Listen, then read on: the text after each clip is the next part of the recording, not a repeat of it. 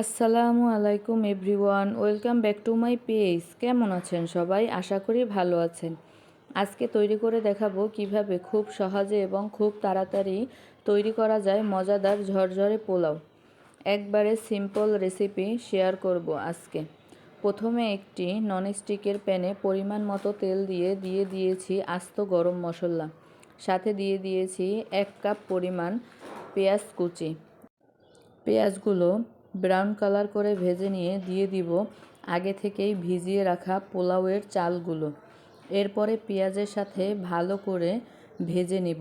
ভেজে নেওয়ার আগে দিয়ে দিব এর সাথে পরিমাণ মতো লবণ এবং 2 টেবিল চামচ আদা রসুন বাটা। এরপরে ভালো করে চালগুলো ভেজে নিতে হবে।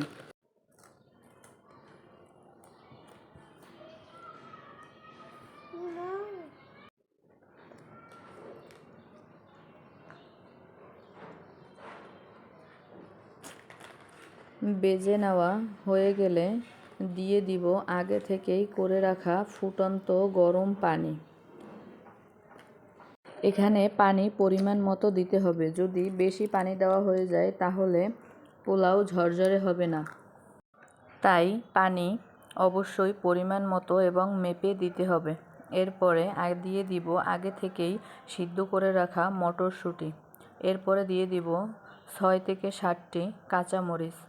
এরপরে ঢাকনা দিয়ে রান্না করে নেব।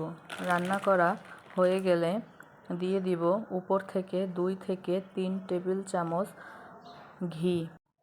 এরপরে ঢাকনা দিয়ে লো ফ্লেমে 10 থেকে 15 মিনিট রেখে দিলেই রেডি হয়ে যাবে মজাদার ঝরঝরে পোলাও। এরপরে রোস্ট কিংবা গরুর গোশতের সাথে পরিবেশন করুন মজাদার এই ঝরঝরে পোলাওগুলো।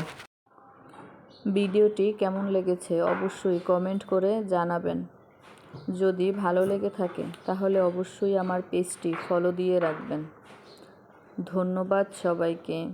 আল্লাহ হাফেজ।